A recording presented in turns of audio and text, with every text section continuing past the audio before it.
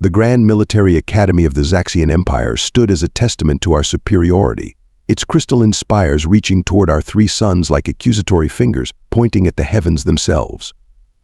I, Captain Kaz'thor of the 7th Elite Training Division, had never witnessed such an absurd sight as the one before me that morning.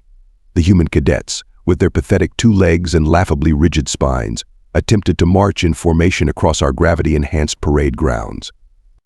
"Look at them stumble, Commander Vex," I said, turning to my second in command. "These humans can barely maintain their balance in 1.5 standard gravity. The Galactic Council must be playing some elaborate joke by sending them here." Commander Vex fluttered her sensory tentacles in amusement, her crystalline exoskeleton reflecting the morning light in patterns of barely contained mirth. "Perhaps they sent them as entertainment, Captain. Though I must admit, watching them struggle is becoming tedious. When do we start the real training?" The humans had arrived 3 solar cycles ago as part of what the Council called a joint species training initiative. What a waste of precious resources. Their designated leader, Lieutenant Sarah Richardson, approached our observation platform with what I assumed was an attempt at a dignified gait. The effect was rather ruined by her constant adjustments to maintain balance. "Captain Kaz'thor," she called out, her single-throated voice sounding absurdly simple compared to our multitonal speech. "The human contingent is ready for today's scheduled exercises." I descended from my platform, my 4 lower limbs easily compensating for the enhanced gravity that had their entire group sweating profusely. "Lieutenant," I responded, not bothering to modulate my tone to hide my disdain, "your cadets appear to be struggling with basic locomotion. How do you expect them to handle advanced combat scenarios?" Behind Richardson, a particularly small human cadet named Chen snickered. The sound caught me off guard. Were they finding humor in their own incompetence? "With all due respect," Captain Richardson replied, her lips curving in what my xenobiology training identified as a smile, though it seemed oddly misplaced. "We would appreciate the opportunity to demonstrate our capabilities rather than discuss them." The sheer audacity. Here they were, barely able to stand, and they wanted to demonstrate capabilities? I activated my command neural interface, broadcasting to all Zaxian instructors. "Observe these specimens carefully. The Council insists we train them, but they will serve as perfect examples of why some species are simply not suited for modern warfare." Commander Vex moved closer, her crystalline forms catching the light. "Shall we begin with the trial of Rexicon? It seems only fair to start with our most basic combat assessment." "Yes," I agreed, my mouth parts clicking in anticipation, though I doubt they will survive even that. What happened next would change my understanding of warfare forever. But at that moment, watching their ungainly forms attempt to organize themselves for the trial, I felt nothing but contempt. How wrong I was. How monumentally, catastrophically wrong. The trial of Rexicon began with what the humans would call a whimper, not a bang. Their training methods were, to put it mildly, baffling. While our cadets performed perfect synchronized maneuvers, these humans insisted on breaking into small, seemingly disorganized groups. "What exactly are they doing?" Commander Vex asked, her crystalline form vibrating with confusion. "It appears they are practicing falling." She wasn't wrong. Lieutenant Richardson had her cadets repeatedly dropping to the ground, rolling and scrambling back up. The sight of Chen practically throwing herself into the dirt made my sensory appendages twitch with irritation. "Lieutenant," I called out, unable to contain my derision. "This is a military training facility, not a soil analysis station. Do your people plan to defeat enemies by showing them how well you can become acquainted with the ground?" Richardson didn't even turn to face me. "Just adapting to your gravity, Captain. Please continue with your demonstration." "Our demonstration?" Oh, she would regret that casual dismissal. I signaled to our elite cadets to begin the Zaxian Combat Form 7, our most impressive display of synchronized warfare. 30 of our finest moved as one, their crystalline forms creating a deadly geometric pattern of offensive capability. Energy weapons hummed in perfect harmony as they executed the precise movements that had won us 3 galactic sectors. The humans stopped their ridiculous rolling to watch. Finally, some appropriate awe and ... Were they taking notes? No, they were making marks on datapads, but Lieutenant Richardson appeared to be sketching something that looked suspiciously like a cartoon of our formations. The disrespect. Perhaps Commander Vex suggested, her tone dripping with acid politeness, the humans would like to demonstrate their own combat formations. "Oh, we don't really do formations like that," Maya Chen piped up, still brushing dirt from her uniform. "Too predictable." The silence that followed was absolute. Even our crystalline forms stopped their usual ambient humming. Too predictable? Our sacred combat forms that had been perfected over millennia? Cadet Chen, Lieutenant Richardson warned, but there was something in her tone that wasn't quite reprimand. Amusement? I stepped forward, looming over the diminutive human. "Please enlighten us. How would your species handle a coordinated assault from a superior force?" "Runaway," Chen answered promptly. More silence. "Runaway," I repeated flatly. "Well, yeah," she continued, apparently oblivious to the growing tension at first. "Then, while you're all busy being superior and coordinated, we'd probably do something really stupid that you'd never expect because it's, really stupid." Lieutenant Richardson didn't even try to hide her grin now. What Cadet Chen means to say is that human tactics tend to be more adaptable. Adaptable, I clicked my mandibles in barely contained rage. Your species can barely adapt to walking in our gravity. Speaking of which, Richardson said, checking her datapad, "I believe we're scheduled for the live fire exercises next. The ones your briefing described as, and I quote, impossibly demanding for lesser species." Commander Vex stepped closer to me, her private neural transmission tinged with concern. "Captain, they've been studying our formations. During their supposed rest periods, they've been running simulations. These humans, they're not what they appear to be." "Nonsense," I broadcast back. "They're barely functioning in our environment. This is clearly some attempt at psychological warfare, and a poor one at that." But as I watched Richardson organizing her cadets for the next exercise, I noticed something that made my carapace tingle unpleasantly. They weren't struggling with the gravity anymore. In fact, they moved with an efficiency that seemed practiced. Had they been exaggerating their difficulties? "Well then," Richardson called out, that unsettling smile still on her face, "shall we begin the impossible?" Behind her, Maya Chen dropped her datapad, stumbled to pick it up, and nearly fell over in the process. But just for a moment, just before she stumbled, I could have sworn I saw her wink at me. The tension in my neural cortex ratcheted up several notches. What exactly had we invited into our training grounds? The combat simulation chamber was our pride and joy, a massive hexagonal arena where holographic enemies and real plasma charges created the perfect blend of danger and training. As my cadets took their positions, their crystalline forms gleaming under the artificial light, I felt my previous concerns melting away. This would put those humans in their place. "The objective is simple," I announced, my voice resonating through the chamber. "Survive 10 minutes against autonomous combat drones while protecting the central command post. Even your primitive brains should comprehend that." Lieutenant Richardson nodded, positioning her cadets in what appeared to be random clusters around the arena. Maya Chen tripped over her own feet while trying to take cover, causing several of my cadets to emit clicks of derision. "Begin simulation," Commander Vex announced, and chaos erupted. The first wave of drones materialized, their plasma weapons firing in precise patterns. My cadets responded perfectly, their crystalline forms deflecting shots while returning fire in mathematically perfect arcs. This was how war should be fought: precise, calculated, beautiful. The humans, on the other hand, were a disaster. They scattered like startled prey animals, several of them getting tagged by plasma charges within the first minute. Their return fire was sporadic and seemingly panicked. Maya Chen spent 30 seconds shooting at a wall. "This is embarrassing," Commander Vex transmitted privately to me. "Should we end the simulation early? For mercy's sake." I was about to agree when something caught my attention. The humans' apparent random movements had created gaps in our defense that forced my cadets to compensate, spreading our perfect formations thin. And those plasma hits the humans took. They were all on extremities, painful but not debilitating. "Lieutenant Richardson," I called out, "your team's performance is suboptimal. Perhaps you should withdraw." No, we're learning so much," she shouted back, her voice strained as she rolled away from a drone. "Your tactics are fascinating." Something about her tone made my sensory tentacles twitch. I accessed the simulation's data stream, analyzing the humans' movement patterns.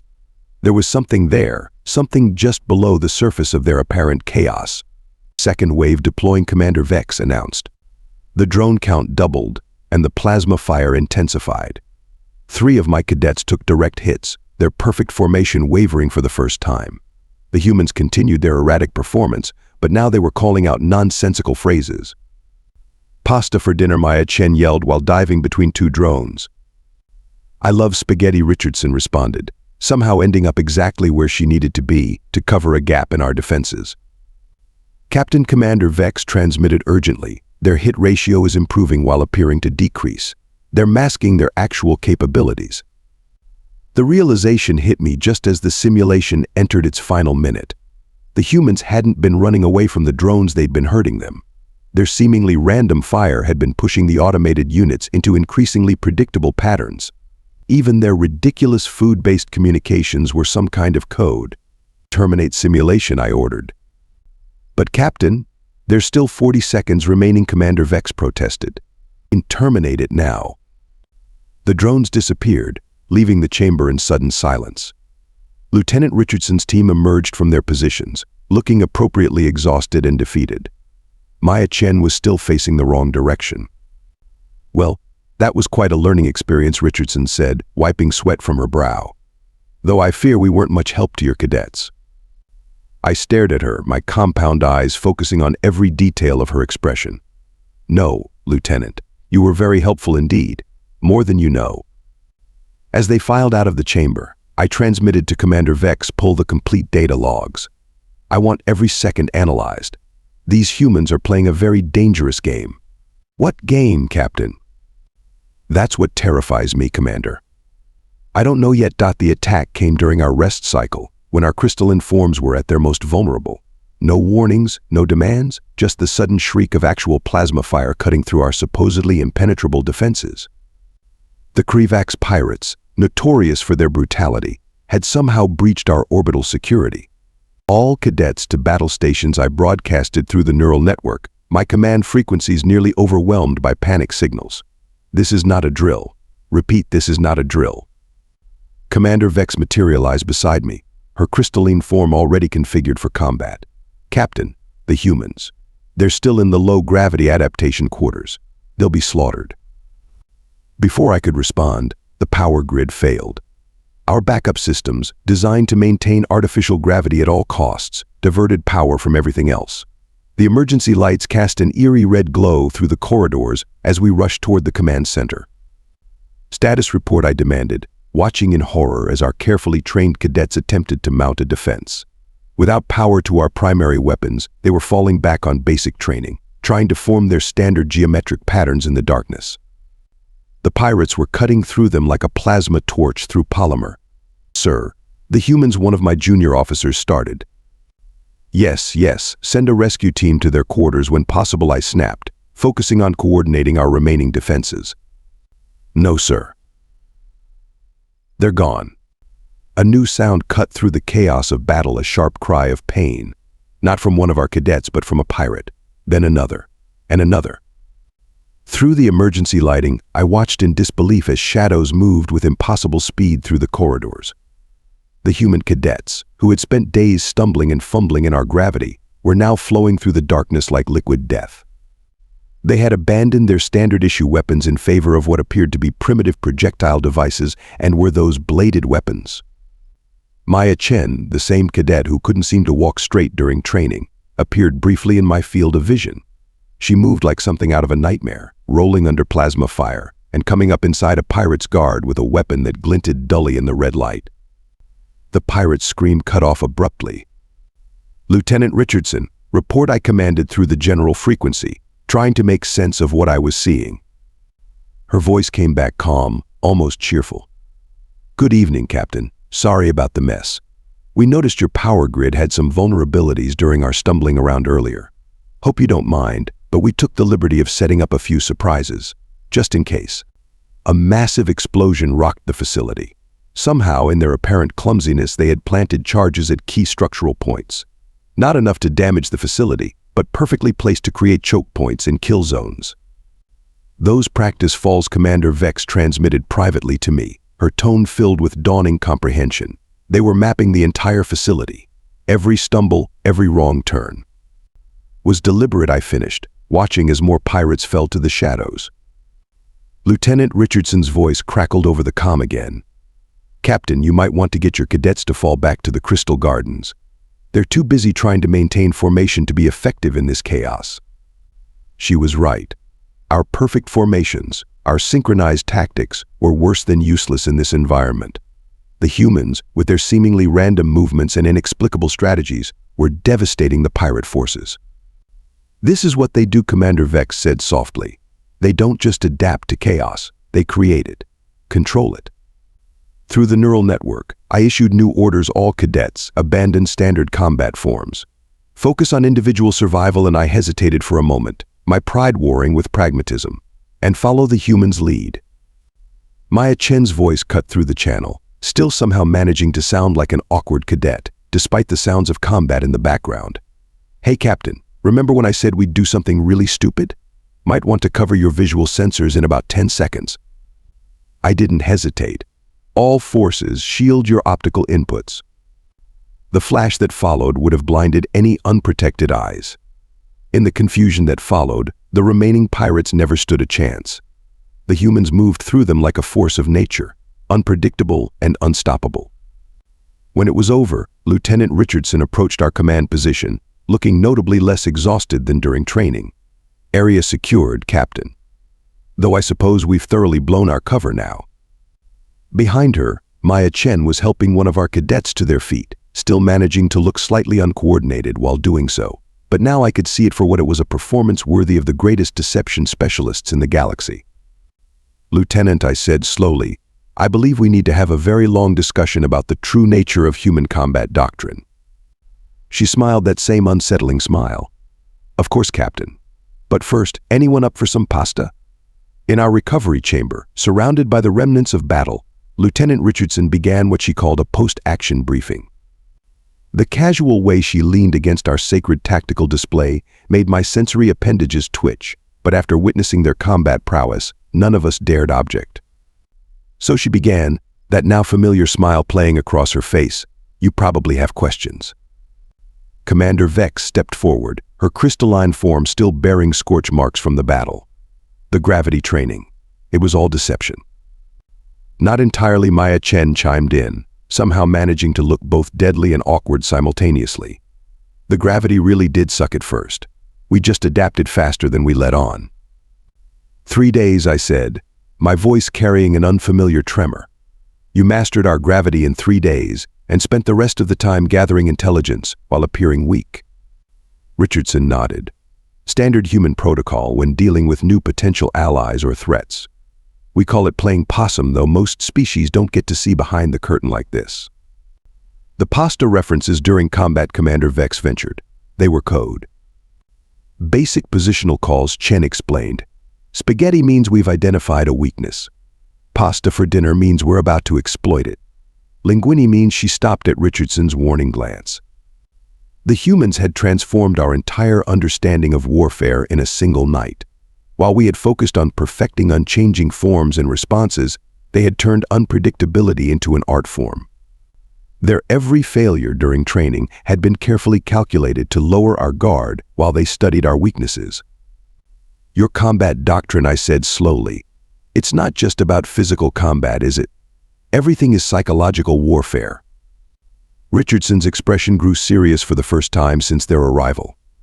"Captain, your species approaches war like a mathematical equation. Clean, precise, solvable. Humans, we treat it like jazz." Jazz, several of our cadets clicked in confusion.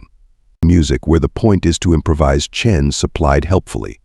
To take the basic structure, and then she made a gesture that seemed to indicate explosion.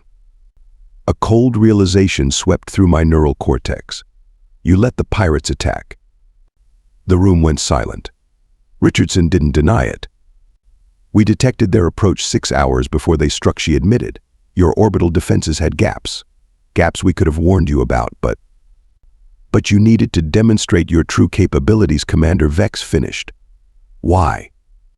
"Because the Galactic Council isn't what you think it is," Richardson said quietly. "Those pirates? They were testing your defenses for something bigger. Something that's coming." The implication sent ripples of dread through my crystalline form. Everything we thought we knew about human limitations had been carefully constructed fiction. Their apparent clumsiness concealed lethal grace.